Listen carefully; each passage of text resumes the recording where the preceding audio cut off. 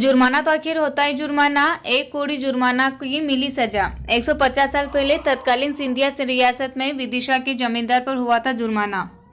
जुर्माना नहीं भरवाया, नदी पर विशाल पुल बनवाया। आज भी विदिशा भोपाल को जोड़े हुए है ये पुल। जुर्माना तो आखिर जुर्माना होता है, चाहे वो 1 रुपए का ही क्यों ना हो। सजा तो सजा होती है, चाहे वो कुछ भी हो। इन दिनों वकील प्रशांत भूषण के ऊपर सुप्रीम कोर्ट द्वारा 1 रुपए जुर्माने की चर्चा देश भर में हो रही है। न्यायालय की अवमानना का दोषी मानते हुए प्रशांत भूषण पर 1 रुपए का जुर्माना लगाया गया है। अब प्रशांत भूषण इसे जमा करेंगे या नहीं, यह देश में चर्चा का विषय है। ऐसी एक चर्चित मामला विदिशा में भी है। लगभग 150 साल पहले तत्कालीन सिंधिया सरकार ने विदिशा के जमींदार गौरीशंकर श्रीवास्तव पर 1 करोड़ का जुर्माना लगाया था, जिसे जमींदार साहब ने स्वीकार नहीं किया और इसके एवज में कुछ और काम करवाने का निवेदन किया, जिस पर तत्कालीन महाराजा सिंधिया ने बेतवा नदी पर पुल बनाने के आदेश दिया, जिसे गौरीशंकर श्रीवास्तव ने सहज स्वीकार कर लिया और एक विशाल पुल का निर्माण करवा दिया। यह पुल आज भी विदिशा भोपाल को जोड़े हुए है, जो रंगई पुल के नाम से जाना जाता है। विमो मध्य प्रदेश के विदिशा में आज भी चर्चित है 150 साल पुराना पुल, जो बना था 1 करोड़ के जुर्माने की एवज में। सिंधिया राज दरबार का हुक्म नहीं मानने पर तत्कालीन महाराज माधवराज सिंधिया ने जमींदार गौरीशंकर श्रीवास्तव पर 1 करोड़ का जुर्माना लगा दिया था। इस जमींदार परिवार के सदस्य आज भी विदिशा में निवास कर रहे हैं।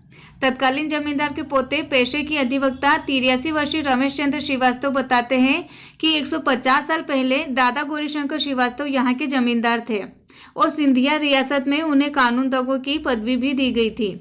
एक बार एक इत्र बेचने वाला आया और इत्र खरीदने की बात को लेकर कहासुनी करने लगा, जिस पर जमींदार साहब को गुस्सा आ गया और पूरे इत्र को 400 चांदी के सिक्कों में खरीदकर पूरे इत्र को हवेली की दीवारों पर पुतवा दिया। इस बात की जानकारी जब महाराजा को लगी तो उन्होंने जमींदार को बुलाने सैनिक भेजे, लेकिन वो नहीं गए। इसके बाद महाराज को कानूनगो की बुलाने के लिए लागू प्रोटोकॉल के हिसाब से बग्घी भेजी। तब गौरीशंकर श्रीवास्तव महाराज सिंधिया के सामने पहुंचे।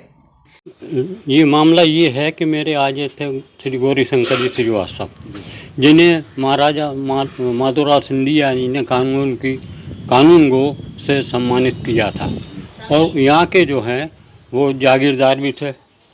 तो ये एक बार एक इतरवाला आया और उससे झंझट हो गई कि कितने पैसे लोगे। बोले आप नहीं खरीद पाओगे। तो उन्होंने कहा कि बोल कितने पैसे लेगा तू। तो उन्होंने कहा कि मैं साहब 400 टन टका लूँगा। तो उन्होंने कहा ठीक है, पोद निकाल दे और ये सब जो है हवेली में पोद दे, जो कानूनों की हवेली के नाम से प्रसिद्ध है। इस बात की खबर माधवराव सिंधिया जो पहुँची तो उन्होंने अपने कानूनगो साहब को गौरीशंकर जी को बुलाया और उनसे कहा भाई आपने ये जुर्म किया है, ये हमारे पास रिपोर्ट आई है। तो उन्होंने कहा साहब मैंने कोई जुर्म नहीं किया है, और बुलाने पे वो गए नहीं। तो फिर सिंधिया जी ने वायलाज देखे कि कानूनगो को किस तरह बुलाया जाता है। उन्होंने बग्घी भेजी और बग्घी भेज के 15 सैनिक को भेज के और फिर बुला के ले गए। तब उन्होंने कहा कि साहब मैंने इसको फुतवाया है, लेकिन उसकी जिद के ऊपर, और मैंने ऐसा कोई काम नहीं किया है। तो उन्होंने कहा कि ठीक है आप पे जुर्माना किया जाएगा। तो बोले ठीक है आप जुर्माना कर दीजिए। तो उन्होंने कहा 1 करोड़ जुर्माना किया जाता है। तो बोले 1 करोड़ जुर्माना नहीं देंगे, मैं तो विदिशा और भोपाल का जो रूट है रंगई के पुल, रंगई की जो नदी बेतवा नदी जो है वहाँ पुल निर्माण कर देता हूँ। बोले ठीक है। तो वो जो है उस निर्माण गौरीशंकर जी जो हमारे आजे थे उनने इस 1 करोड़ जुर्माने पे बेतवा पुल पे रंगई के पुल के पास निर्माण किया है। ये हवेली आज भी कानूनगो के नाम से प्रसिद्ध है। पूरा विदिशा जानता है कि ये हवेली कानूनगो के नाम से प्रसिद्ध है और आज भी है। इसी उपलक्ष्य में हमारा ये जो परिवार जो बना हुआ है, आज भी हमारे परिवार के 1969 में मैं पार्षद था और 1916 में जो है मेरी बहू अनीता पार्षद है। जी भाई, क्या है ये 1 करोड़ का जो पुल बना है? 1857 में बना यह पुल विदिशा के आत्मसम्मान का प्रतीक है। सिंधिया रियासत के अधीन विदिशा आता था। यहाँ एक जागीरदार जो थे, जमींदार यहाँ के जो माने जाते थे, कानूनगो मिस्टर श्रीवास्तव करके थे। यहाँ पे कोई इत्र बेचने वाला आया, किंवदंती है ये कि कोई इत्र बेचने वाला आया और इत्र के लेने के ऊपर कुछ थोड़ा सा उनके नौकर से उनका कुछ हो गया होगा, तो उसने कहा आप इत्र नहीं ले सकते।